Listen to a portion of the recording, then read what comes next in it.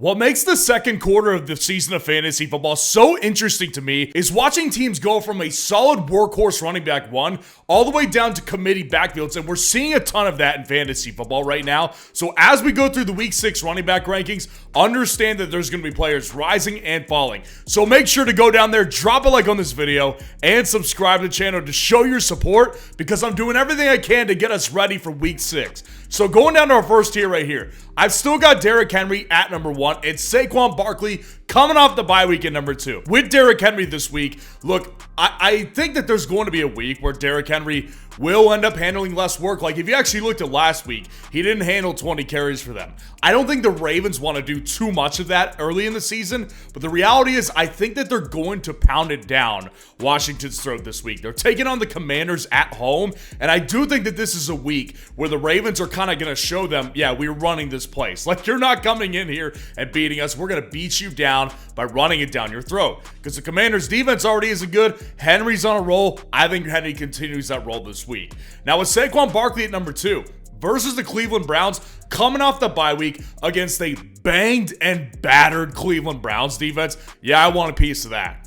Give me that all day long. Saquon Barkley has obviously been fantastic. Do not forget about it just because he was on the bye week. Saquon Barkley has been amazing in fantasy football. The numbers speak for themselves on the screen. So you could definitely see him doing it again against not only a weaker defense because of injury, but also just a team that is just getting increasingly beaten down by how bad they've been performing. At number 3 and 4 to round out the tier, Alvin Kamara and Jordan Mason this week. So with Alvin Kamara, the only thing I'm worried about with Kamara is that this offense is starting to show real flaws, right? And it's not just a fluke. They've lost 3 straight games. Their offense has looked bad. Obviously, Derek Carr is going to miss this game. We may see Spencer Rattler out there for the New Orleans Saints. Now, whether that's a good or bad thing, I guess that remains to be seen. I think there is some hope for when Spencer Rattler does come about. But the one thing I'll say here is that so much rides on Kamara, and he looks fantastic doing it, and I like him against the Tampa Bay defense that's weak, but I also do get a little bit worried just because of the workload that they're putting on him this early on.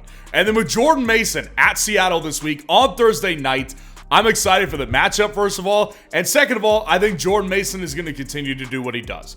This guy is getting you a solid 15 to 25 points per week. I mean, this is just almost as consistent as it gets. It really doesn't get a lot better than what Jordan Mason's being able to produce for us in fantasy football. So against the Seattle defense, who just got ravaged by Tyrone Tracy Jr., I like Jordan Mason's chances this week. So dropping down to our next tier right here, I've got James Cook at number 5 and Jahmyr Gibbs at number 6. Now with James Cook here at number 5, at the New York Jets, James Cook ended up being just fine last week. Actually, the biggest problem was that I think he got robbed of an even greater game than what he did. He ended up getting like 16 fantasy points in half PPR format, which is a very good week. But the reality is, like, he was looking so good against the Texans. They just kind of stopped running the ball towards the end of that game. I don't know why they did it. I think they're going to run it down the Jets' throat, though. I really do, especially if Khalil Shakir is not back from injury and it's going to be on Josh Allen and James Cook. They're going to put a lot of reliancy on James Cook, and based on the way the Jets defense is, I like them. Like, I like the Jets defense. I think they're good, but I think this team is about to go through an implosion if they already haven't. So I like James Cook this week, and with Jahmyr Gibbs and David Montgomery back-to-back, don't forget about these dudes. Both of these guys are giving you basically the same amount of fantasy production on a week-to-week basis. There is no better team in the league utilizing 2 running backs in fantasy football better than the Detroit Lions. It does not get better than this. They're both top-tier backs every single week, and against the Dallas Cowboys, who can be beaten defensively, especially when they're weaker, which they are now, I'm still really big on both Lions running backs, especially coming out of a bye week here. And then at number 8 to round out the tier, James Conner versus the Green Bay Packers in Green Bay this week. So with James Conner here, he obviously returned to playing really well in fantasy a couple weeks ago, and it's kind of a Jordan Mason thing where he's actually pretty consistent doing it, like getting you 15 to 20 fantasy points depending on the format. The only concern that I have with Conner is that he doesn't see a ton of carries, or he doesn't see a ton of targets rather. He's seeing plenty of carries. He's manning the backfield by himself. So I really like his workload on the ground, but the one thing that gets me a little bit nervous about James Conner is that what if they do get into shootout and they're not just running the ball?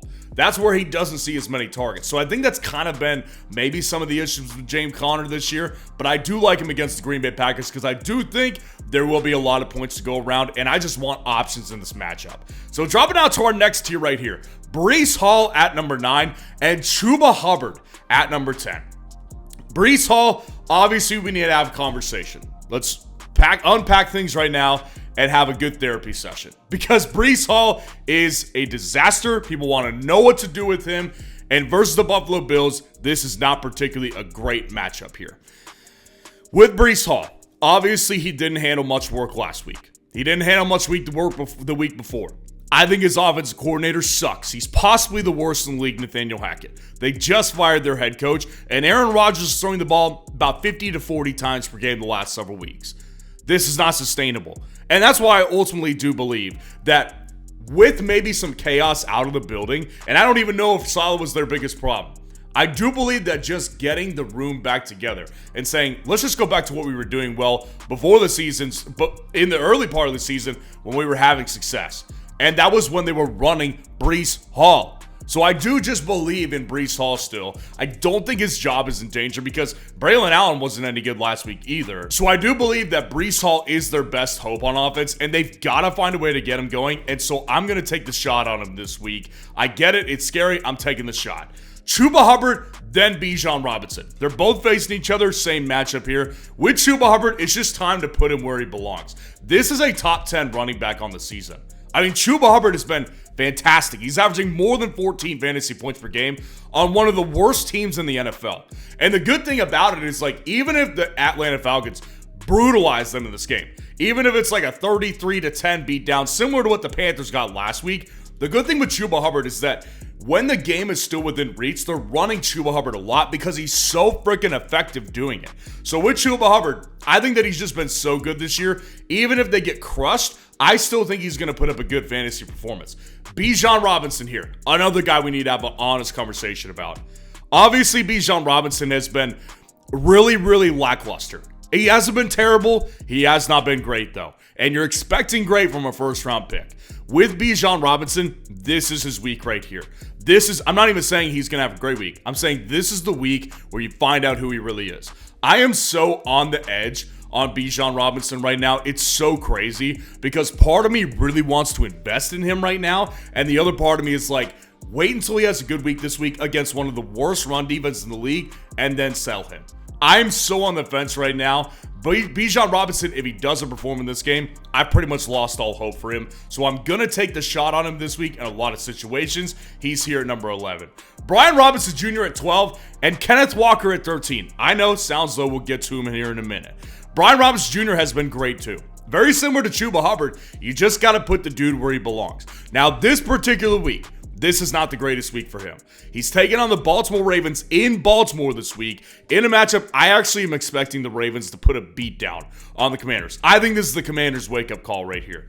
I think they do not do well offensively. I think they get pushed around, and I think it's a big wake-up call. So with Brian Robinson Jr., I have him here at 12 because he's simply been so effective. But I ultimately do have a lot of fear in this one because I do see the boomer bust aspect with Brian Robinson Jr. this week. And then with Kenneth Walker at number 13 here, there's two reasons that I have him lower than I usually would rank Kenneth Walker. Number one, the 49ers defense is tough. Even with more injuries, this is a defense that's not particularly great to go against. Now, I understand that James Conner had success against them, but this is a Thursday night game where Kenneth Walker only handled 5 carries. I kind of believe that was because maybe he's just not like fully feeling healthy right now. He did handle a massive workload as soon as he got back, but maybe he wasn't really ready for it. So with Kenneth Walker, I still have some fears here. Being on a Thursday night game, short week, little time to recover against a defense that's not a great matchup, I've got some fears with Kenneth Walker this week a little bit. But I'll tell you one thing I'm not feeling very shaky on. Brock Purdy hitting higher than 0.5 total yards. That is what his projection is on Underdog this week. So obviously you got to take advantage of this projection right here. And if you haven't gotten on Underdog yet to take advantage, go down in the comments, use that link that's there. And when you use code FFN to sign up for Underdog, not only will they match your first deposit 50% up to $1,000 of bonus cash, but you'll also be able to get in on this Brock Purdy sweat-free projection this week. Dropping out to our next tier right here. DeAndre Swift is here at 14. This feels unbelievable, man. There's two main reasons I have DeAndre Swift ranked this high. Number one, I can't ignore what he's done the past 2 weeks. He's actually been really good. And this is something that I actually feel like is looking relatively sustainable. Like, this offense is actually committed to the run the past 2 weeks. And DeAndre Swift has looked it's like night and day. They're like two different players that I've watched over the first 3 weeks and the last 2 weeks. So it's really bizarre what's happening with DeAndre Swift right now. And number two, the matchup is great. I really like this matchup versus the Jacksonville Jaguars defense here. Jacksonville is very beatable defensively. And if DeAndre Swift and the Bears keep running the ball like this, it's kind of hard not to put DeAndre Swift inside the top 15 at this point. At number 15 and 16, Josh Jacobs and then Tony Pollard. Josh Jacobs taking on the Arizona Cardinals in Green Bay this week. Like I said earlier, I think this is going to be a high-scoring matchup that I just simply want a part of in fantasy football in one way or the other. Now, with Josh Jacobs here, obviously we have to address he hasn't been particularly great in fantasy.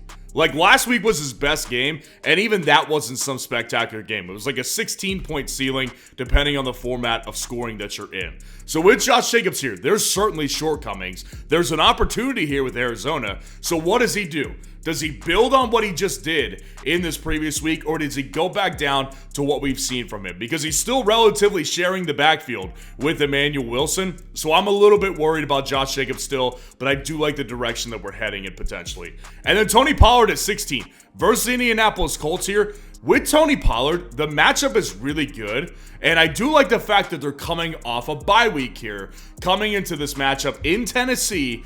The ultimate question I have is whether Will Levis is going to play or not. Because essentially what Will Levis does is he affects so many things. Like, because if Will Levis plays, he's going to throw interceptions. He'll turn the ball over. They won't move the ball very well. And they'll get down in a hole to where Tony Pollard won't be able to carry the ball that much. But if it's Mason Rudolph and he's able to, at the very least, not turn the ball over, probably gives him more opportunities to run the ball. So with Tony Pollard here, if it's Will Levis, he's going to bump down a little bit for me. But if it is Mason Rudolph, this is exactly where I want to have Tony Pollard at right now. And then at 17 and 18, J.K. Dobbins and Ramondre Stevenson. J.K. Dobbins coming off the bye week at the Denver Broncos. Again, this isn't the greatest matchup for J.K. Denver's defense has been really, really good. I mean, they're literally like stopping everybody. So with Denver's defense, I don't think it's going to be a great matchup. It's one of the lowest over-unders of the week, according to Vegas. And I do think that this is going to be one that you're going to have to watch with J.K. Dobbins, because I think he will be a buy low candidate again, because I ultimately do believe in the player. And that's why he's still ranked inside the top 20. Because this team is run first. They're getting healthier, probably with Joe Alt back. We'll see about Rashawn Slater, but I do like J.K. Dobbins' prospects moving forward better than I like them this week. And with Ramondre Stevenson, it was hilarious. It was like, we're going to bench you, wink, wink. And they didn't, like, he handled the backfield. Like, that was the thing, is that he looked so much better than Gibson, and he obviously got more touches than Antonio Gibson did. So it was one of the funniest things I've ever seen, watching him play basically the entire game. So I'm not worried about Ramondre Stevenson's touches. I'm worried about the matchup, and I'm just worried about this offense. They suck. Even though Drake May's coming in, give him maybe a shot of life, I ultimately think the reason they didn't want Drake May to play in the first place is because he has a horrible, atrocious offensive line that's even worse now because it's injured. So yeah, I do have problems with Ramondre Stevenson and the Patriots still. And then Chase Brown at 19 to round this tier out. At the New York Giants this week, I think the matchup is obviously the Kenneth Walker experience last week did not show well against the Giants. I'm not as afraid of this matchup, to be honest with you. The Bengals have been really hard to stop offensively. And the good thing about this one is that Chase Brown, whether or not Zach Moss is available in this game, and I don't know if he will be, whether or not he is, Chase Brown is starting to separate. If you look at these guys on a per-touch basis, it's not close. Chase Brown is the more explosive guy, and he's been more efficient on a per-touch basis. So with Chase Brown, again, even if Moss is healthy and available, I just have a hard time thinking that Chase Brown isn't going to start to separate himself, and I think that we just see more of it coming up in Week 6. Dropping out to our next tier right here, Travis Etienne at number 20. There are several parts to this, obviously. With Tank Dell, he goes off in that game, has a massive game, and Travis Etienne is barely to be seen in the second half, really. So why is that? Well, the reality is that when you look at it, Travis Etienne apparently got popped in the shoulder, and they were giving him, they didn't want him to play a bunch because they were worried about the shoulder. So he is coming into the week questionable here. We'll see what his practice report comes like. This video is being filmed before any practice happens this week. So with Travis Etienne, he's either going to get 15 opportunities and they're going to be mid, or he's going to get like 10 opportunities and he's going to start to split the backfield with Tank Bigsby. Either way, upside's not that high right now. Upside for future weeks, potentially good, but right now we're not looking at a great spot with him. Tyrone Tracy Jr. at 21, Enrico Dowdle at 22. Welcome in the top 25 to both of these guys. Tyrone Tracy Jr. obviously depends on if Devin Singletary plays or not. And listen, everything I've read, I don't really have a reason to believe that Devin Singletary is going to come back this week. He's got a groin injury, man. These groin injuries sometimes last weeks. So with Tyrone Tracy, again, he looked so good on a per-touch basis, better than Singletary's looked all year. So it's like, even if Singletary comes back, what are the chances that Singletary is taking the backfield like he did before the injury? They're not very high, in my opinion. Now, is Tyrone Tracy going to start if Singletary's there? Probably not right now. But the matchup is really good if it's just Tyrone Tracy Jr. That's why he's at 21. And Rico Dowdle at 22. There's a lot of excitement, right? Cowboys look like they've got a good running back all of a sudden. Rico Dowdle's starting to play well. Is it the Rico Dowdle breakout? I think it's possible, but I would rather play him in a different matchup. The Detroit Lions, the one thing they're good at defensively, along with getting sacks, is stopping the run. They're a pretty good run-stopping team. And listen, Dallas has been so bad running the football for most of the year that it's like, I'm just not going to take like one game against the Pittsburgh Steelers as a really good indictment for where this offense is heading. I don't think it's a particularly run-heavy team. I think we'll start to see them look like normal against the Detroit Lions this week. Dropping out to our next tier right here. My two Tampa Bay Buccaneers running backs. Rachaad White, Bucky Irving. Now, all of you know, if you're watching my channel on a regular basis, I prefer Bucky Irving long season. I think he's a better player. I think he will prove himself to be the most effective back on the long end of the season here. But with Rachaad White, I believe he gets another week of maybe slightly edging out Bucky Irving on carries and opportunities as a whole, because Bucky Irving did have a critical fumble at a really critical time in the game last week. And Rachaad White ended up breaking off a massive run in that game. So I think that just kind of bought him some time. So against the New Orleans Saints here, I don't like the matchup. I think it sucks. And I ultimately just don't really believe in either one of these running backs enough to where I really feel comfortable ranking them any higher than this. Austin Eckler at 25 and Dare Ogunbowale at 26. Austin Eckler simply is just on a more explosive offense. Like, Austin Eckler is getting opportunities every single week that are manufactured, and he's doing lots with those touches. So again, like, I've always liked Brian Robinson better than Eckler, but Austin Eckler is still getting involved way more than I thought he would, and it works for both of them. The Washington Commanders are taken out to the Detroit Lions a little bit at running back here. So with Eckler against the Ravens, I actually think this potentially could be a game script for Eckler, because again, I do think the Ravens are going to pound the Washington Commanders, which could put the Commanders into a lot of passing situations where Eckler ends up getting a lot more targets in this game. So I actually think he has really good sneaky upside this week. And then Dare Ogunbowale, it doesn't look like anything's changing for Mixon. I mean, this doesn't look very good. Like, Mixon, apparently from what I've seen, D'Amico Ryans is still using language like week to week. I mean, that's just not very good. So Dare Ogunbowale has simply been the most effective back. Cam Akers is not very good. I could have told you that weeks ago, and I did tell you that weeks ago. And Dare Ogunbowale had like close to 20 opportunities last week. So you give him that again against the New England Patriots. I'm in on Dare Ogunbowale relatively compared to the guys behind this list and the guys who aren't on this list either. And then Zach Moss surrounded out. Again, I don't know if he's going to play in this game. I've got no idea. What I read is that he looked like he avoided major injury. So obviously that's a good news front from people who own Zach Moss. But with Zach Moss here against the New York Giants, again, I just prefer Chase Brown at this point. I really do. I think he's going to take over this backfield.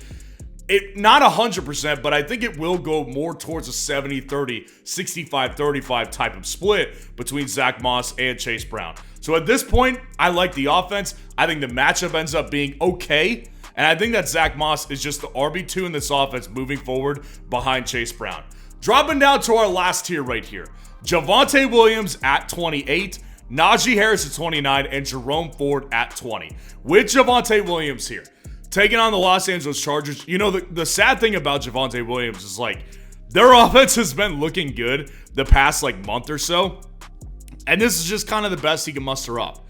I mean, like, Javonte Williams just simply is not a high upside guy. It's very similar to Najee, actually. These guys are just two guys who are handling the majority of the backfield, but just don't have much upside to show for it in fantasy football terms. So I ultimately just don't have a ton of confidence in either one of these guys. Javonte obviously has a tough matchup against the Chargers that I don't love. But the thing with Najee is that everything as far as his upside has been taken away.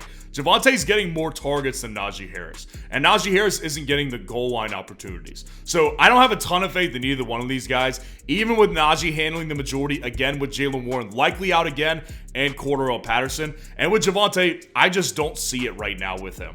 And then to round it out at 30, Jerome Ford versus the Philadelphia Eagles in Philadelphia. I think the Browns are a sinking ship. And I think everybody knows it too, even their own team. Their offensive line is bad. Jerome Ford's not getting enough touches. They're taking on the Eagles, which could be Ford's saving grace because he is more efficient than Deonta Foreman on a per-touch basis, but ultimately just doesn't provide much upside. It would likely not be inside the top 30 if it weren't for injuries and for bye weeks. And as I do at the end of every single running back rankings video, I give you my favorite underdog running back to play in the week if you are playing this week in underdog drafts. And this week, this guy I think has been on a heater a little bit in a sense because he's been getting touchdowns. And again, the way this team is running the ball, all of a sudden, Roschon Johnson versus the Jacksonville Jaguars in a underdog draft this week. Because this guy has the touchdown potential. He's got the matchup on his side. So if they continue to give Roschon Johnson like 10 touches per game, I think this is a good, effective thing that Roschon could take advantage of for fantasy based on the matchup here. So let me know how your team's looking this weekend. If you want to see the top 12 defense rankings for this week, click on this video right here.